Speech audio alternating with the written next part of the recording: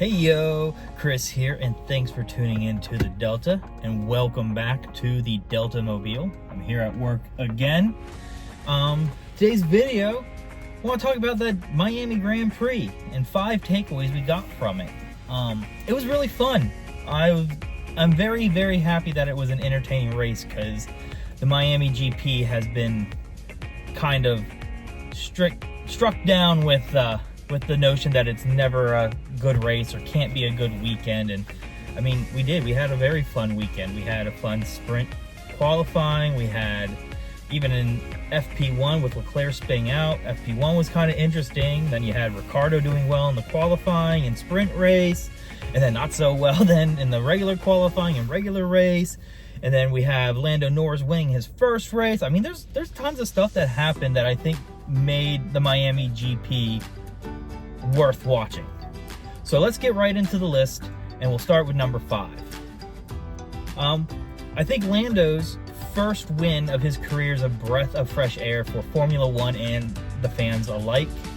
I said previously that I've kind of grown accustomed to Verstappen winning, and that it's one of those things that, like, you should at least appreciate the greatness that you're witnessing.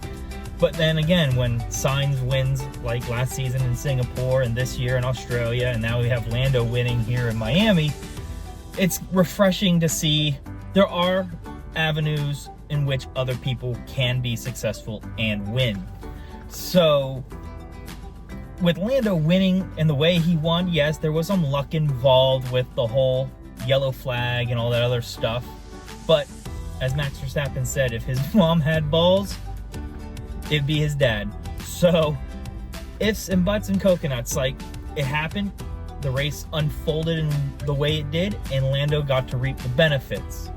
And I think we were all super excited for that to happen.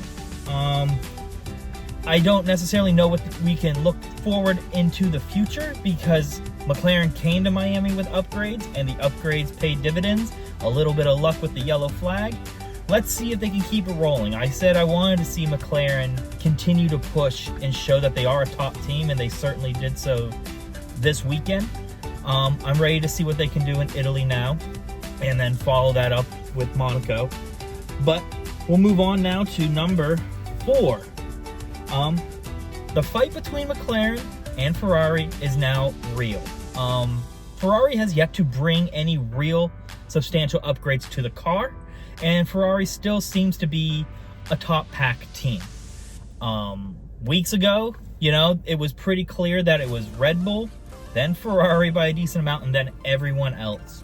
And slowly but surely, McLaren has been creeping closer and closer and closer to that Ferrari level. And I think it is safe to say at this point that McLaren has the better car than Ferrari. I mean, there's all kinds of things you can discuss, like, well, what about this? And then, Sainz's penalty on Piastri, and we'll just do the eye test. The eye test tells me over the last 3 races, McLaren has gotten substantially better while Ferrari has stayed static.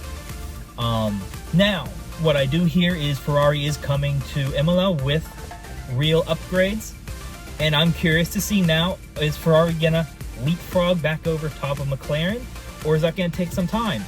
Is McLaren going to go into Imola with the upgrades they have and Ferrari not quite figure it out, and McLaren going to stay above Ferrari?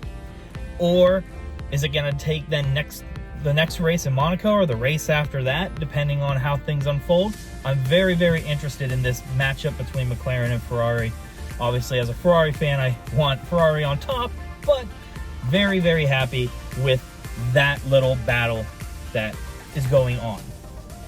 We'll move on to number 3, and that will lead me into saying Red Bull's gap is probably not as large as we think it is, or at the very least as the beginning of the season.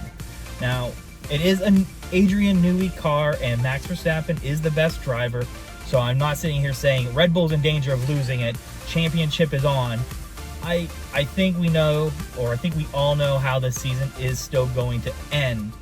But before the yellow flag and before everything happened, Max Verstappen got out to the lead, and what we're really accustomed to is lap 1, he's a half a second ahead. Lap 2, he's 1.5 seconds ahead. Lap 3, he's 3 seconds ahead. Lap 4, and so on and so forth. Next thing you know, we're on lap 20, and he's 17 seconds ahead, and he's going to do a pit stop and then run away with it with a 20-second lead win, for, let's say. So, with the way that this race was unfolding, it just never seemed that, because at the beginning it was Piastri there, it just never seemed that Verstappen could just get that gap in front of Piastri. And then, I mean, we had Perez there almost T-bone Verstappen in the beginning, going for a very aggressive move on the very first turn.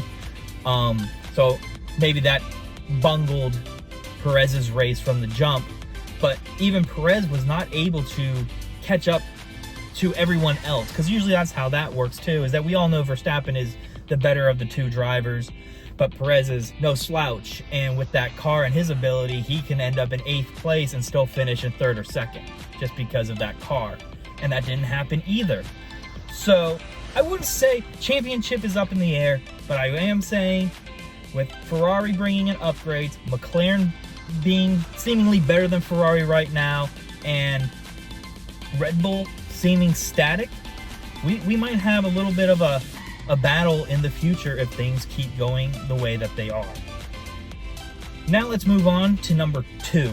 Number 2 is K-Mag's driving, I think, is getting to the point where it's becoming out of hand. But on the flip side, it's also the reason why the races have been interesting.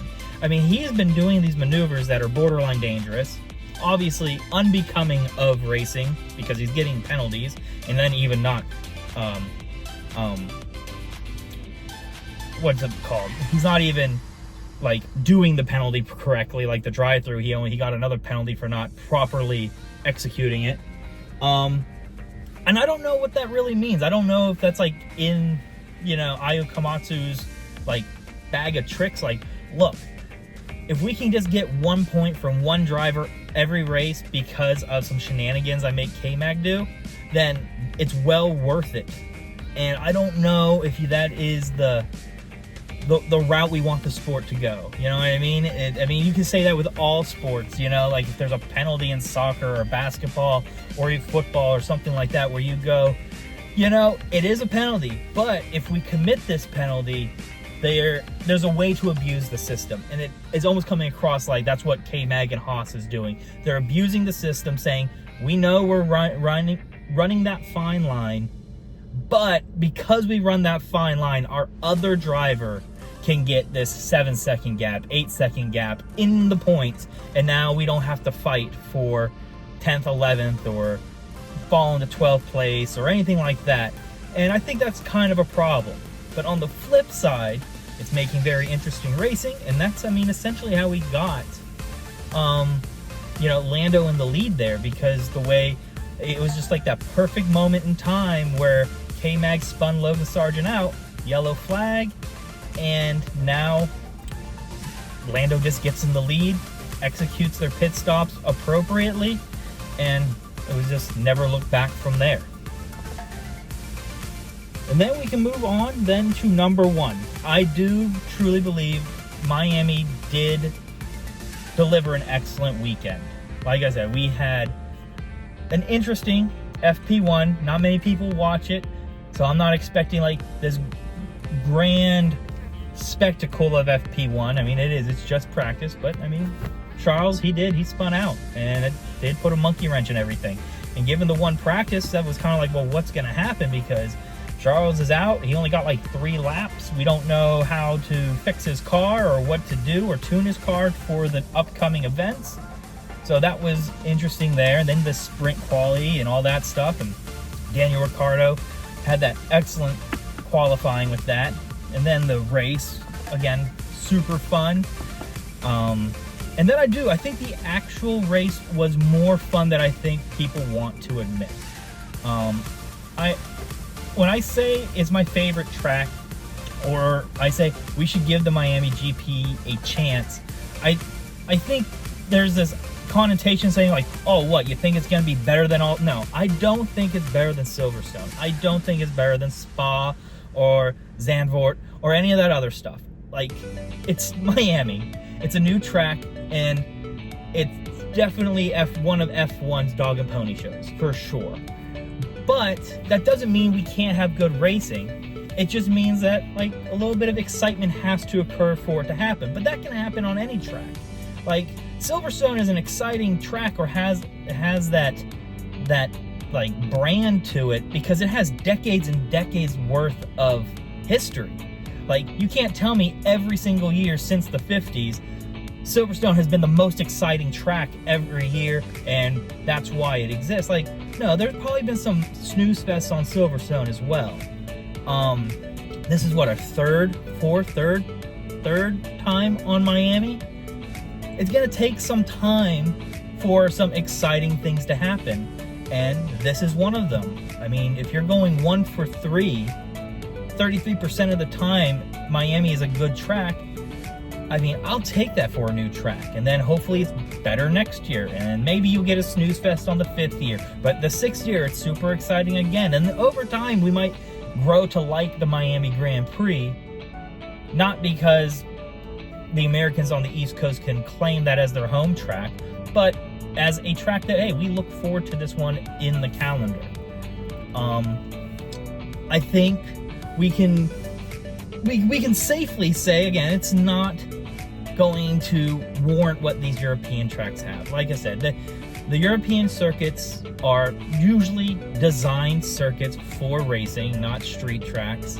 And like, I love Spa and I love Silverstone, and I know that those tracks are just better.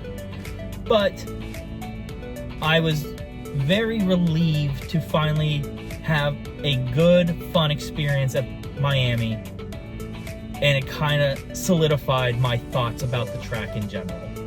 Yes, it took a little nudging for a yellow flag, but it doesn't change the fact that the sprint weekend worked out, which is another one of those things that I don't particularly like sprints, you know? What's his face? Daniel Ricciardo there starts in 4th on the sprint race and then doesn't show up for the actual race. Like, that's usually not what I think of the sprint race. I think the sprint is usually the preview of the race. But yeah, I mean, the race throughout had a lot of things going on. I know that towards the end there, the front of the pack was a little boring because nobody was making any moves. I think all the drivers in the top 5 just kind of conceded to the fact that, hey, we're in a good spot. Let's not get squirrely. Let's not make a hard push and risk falling a position or two. But pretty much throughout the race, whether it was the back of the pack or the midfield, like, there was some movements and attempts for overtakes. And I mean, we saw the 2 Alpines riding side by side for damn near an entire lap there at the very beginning. You almost had Perez T-bone his teammate. I mean, there were some things to watch and see this weekend at the race, and I think at the bare minimum, it should make you want to go back to Miami next year and be a little bit more optimistic for a fun time. That doesn't mean it will be. I mean, it can quite honestly be another snooze fest next year, and this was just an anomaly. But at least we know that it can. But anyway, thanks for tuning in. If you like the content, smash the like button, hit the like button, whatever buzzword you want to insert, do that to the like button. And if you really enjoy the content, consider subscribing.